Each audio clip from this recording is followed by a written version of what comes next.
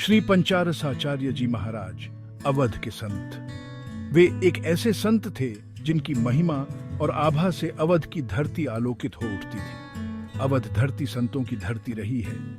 यहाँ की पवित्रता और धार्मिकता ने अनगिनत संतों को जन्म दिया है, जिन्होंने अपने ज्ञान और भक्ति से इस भूमि को पवित्र किया है। यहाँ जन्म लेते हैं भगवान के प्यारे। यहाँ की संस्कृति और परंपराओं में भगवान राम की महिमा गूंजती है और हर कोने में भक्ति की धारा बहती है। ऐसे ही एक संत थे श्री पंचारस आचार्य जी महाराज। उनकी साधना और तपस्या ने उन्हें एक महान संत के रूप में प्रतिष्ठित किया। उनकी वाणी अमृत बरसाती थी। उनके शब्दों में ऐसी शक्ति थी कि सुनने वाले मंत्रमुग्ध हो जाते थे और उनके उपदेशों से जीवन में नई दिशा पाते थे। उनके भजन भक्ति रस से भरे होते थे। उनके भजनों में ऐसी मिठास और भक्ति की गहराई होती थी कि सुनने वाले आत्मविभोर हो जाते थे। दूर दूर से लोग उनका आशीर्वाद लेने आते थे। उनकी ख्याति इतनी दूर दूर तक फैली थी कि लोग सैकड़ों मील की यात्रा करके उनके दर्शन के लिए आते थे। श्री पंचारसाचार्य जी महाराज सिर्फ संत ही नहीं थे, वे एक सच्चे गुरु भी थे। वे अपने शिष्यों को न केवल धार्मिक शिक्षा देते थे, बल्कि जीवन के हर पहलू में सही मार्गदर्शन भी प्रदान करते थे। वे अपने शिष्यों को ज्ञान देते थे। उनके उपदेशों में जीवन की सच्चाई और आध्यात्मिकता की गहराई होती थी, जो शिष्यों को आत्मज्ञान की ओर प्रेरित करती थी। उनके बताए रास्ते पर चलकर शिष्य जीवन में सही राह पर चलते थे। उनके मार्गदर्शन में शिष्य न केवल धार्मिकता में प्रगति करते थे, बल्कि जीवन के हर क्षेत्र में सफलता प्राप्त करते थे। ऐसे ही एक शिष्य थे बाबा श्री रविशंकर शुक्ल, जिन्हें सब रामदास जी के नाम से जानते थे। रामदास जी ने अपने गुरु के उपदेशों को अपने जीवन में उतारा और एक महान संत के रूप में प्रतिष्ठित हुए। उनके जीवन की कहानी भी उतनी ही प्रेरणादायक है जितनी उनके गुरु की। बाबा श्री रविशंकर शुक्ल जी पंचारसाचार्य जी महाराज के प्यारे शिष्य थे। वे अपने गुरु के प्रति अत्यंत समर्पित थे और हमेशा उनके मार्गदर्शन में रहते थे। उनके जीवन का हर क्षण गुरु की सेवा और भक्ति में व्यतीत होता था। रामदास जी नाम से फेमस थे। उनका असली नाम कुछ और था, लेकिन उनकी भक्ति और सेवा के कारण लोग उन्हें रामदास जी के नाम से जानने लगे। वे अपने गुरु के आदर्शों का पालन करते हुए समाज में एक आदर्श व्यक्ति के रूप में उभरे। उनका दिल भक्ति से भरा था। वे हर समय भगवान राम का स्मरण करते रहते थे और उनकी भक्ति में लीन रहते थे। उनकी भक्ति इतनी गहरी थी कि लोग उनकी ओर आकर्षित हो जाते थे। गुरु के चरणों में बैठकर उन्होंने ज्ञान पाया। वे अपने गुरु से हर दिन कुछ नया सीखते थे और उसे अपने जीवन में उतारते थे।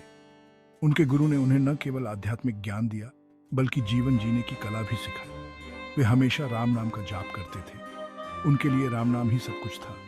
वे मानते थे कि राम नाम का जाप करने से सभी दुख दूर हो जाते हैं और मन को शांति मिलती है। रामदास जी में बहुत शक्ति थी। उनकी भक्ति और साधना ने उन्हें एक अद्वितीय शक्ति प्रदान की थी। वे अपने आसपास के लोगों को भी इस शक्ति का अनुभव कराते थे। वे अपनी बातों से लोगों को अपनी तरफ खींच लेते थे। उनके प्रवचन इतने प्रभावशाली होते थे कि लोग उन्हें सुनने के लिए दूर दूर से आते थे। उनके शब्दों में एक अद्भुत शक्ति थी जो लोगों के दिलों को छू जाती थी। उनके प्रवचन सुनकर बुरे लोग भी अपनी गलतियों पर पछताने लगते थे। वे अपने जीवन को सुधारने का संकल्प लेते थे और रामदास जी के मार्गदर्शन में एक नया जीवन शुरू करते थे। एक बार की बात है, रामदास जी एक गांव में गए। वहां के लोग उनकी भक्ति और ज्ञान के बारे में सुन चुके थे और उन्हें देखने के लिए उत्सुक थे। गांव में उनका स्वागत बहुत धूमधाम से किया गया। वहां एक आदिवासी व्यक्ति मछली पकड़ रहा था। वह व्यक्ति अपने परिवार के लिए भोजन जुटाने के लिए मछली पकड़ता था। उसकी स्थिति देखकर रामदास जी को बहुत दुख हुआ। रामदास जी उसे देखकर दुखी हो गए। उन्होंने उस व्यक्ति से बात की और उसे समझाया कि जीव हत्या पाप है। उन्होंने उसे बताया कि भगवान राम सभी जीवों में वास करते हैं और हमें सभी जीवों का सम्मान करना चाहिए। उस व्यक्ति ने रामदास जी की बातों को ध्यान से सुना और अपने जीवन को बदलने का संकल्प लिया। एक शांत नदी के किनारे आदिवासी व्यक्ति मछली पकड़ने में लगा हुआ था। उसकी हरकतें इतनी निपुण थीं कि मछलियां जाल में फंसती चली जाती। वह अपने काम में इतना मग्न था कि उसे इस बात का ध्यान ही नहीं था कि वह कितने जीवों को मार रहा है। उसकी मेहनत रंग ला रही थी। जाल में मछलियां फंसती जा रही थीं, लेकिन उसे इस बात का एहसास नहीं था कि उसकी इस क्रिया से कितने जीवों की जान जा रही है। वह बस अपने परिवार के लिए भोजन जुटाने में लगा हुआ था। तभी वहां से रामदास जी गुजरे। उन्होंने देखा कि आदिवासी व्यक्ति कितनी मेहनत से मछलियां पकड़ रहा है। रामदास जी उसके पास गए और उसे प्यार से समझाया। उन्होंने कहा, भाई, यह पाप का काम है। रामदास जी ने उसे समझाने की कोशिश की। तुम्हें इस काम से दुख ही मिलेगा। जीवों की हत्या करना सही नहीं है। इससे तुम्हारे जीवन में अशांति आएगी। आदिवासी व्यक्ति ने रामदास जी की बात सुनी, लेकिन उसके चेहरे पर चिंता की लकीरें साफ दिखाई दे रही थीं। वह सोच में पड़ गया कि अगर वह मछलियां नहीं पकड़ेगा तो उसका परिवार कैसे चलेगा। आदिवासी व्यक्ति ने रामदास जी की बात नहीं मानी। उसने कहा, महाराज, ये तो मेरा काम है, इसी से मेरा घर चलता है। अगर मैं मछलियां नहीं पकड़ूंगा तो मेरे परिवार का पेट कैसे भरेगा। वह बोला, महाराज, मैं जानता हूं कि यह सही नहीं है, लेकिन मेरे पास और कोई रास्ता नहीं है। मुझे अपने परिवार का पेट भरना है। आदिवासी व्यक्ति ने रामदास जी को अपने परिवार के बारे में बताया। उसने कहा, मेरा परिवार बहुत बड़ा है। मेरे बच्चे छोटे हैं और मेरी पत्नी बीमार रहती है। मुझे उनके लिए कुछ करना ही पड़ता है। रामदास जी ने उसकी बात ध्यान से सुनी और उसे सांत्वना दी। उन्होंने कहा, तुम चिंता मत करो। मैं तुम्हें एक ऐसा नाम बताता हूँ जिसका जाप करने से तुम्हें सब कुछ मिल जाएगा। रामदास जी ने उसे एक मंत्र दिया और कहा, इस मंत्र का जाप करो। इससे तुम्हारे जीवन में सुख और शांति आएगी। तुम्हें किसी भी जीव की हत्या करने की जरूरत नहीं पड़ेगी। आदिवासी व्यक्ति ने रामदास जी की बात मानी और मंत्र का जाप करने लगा।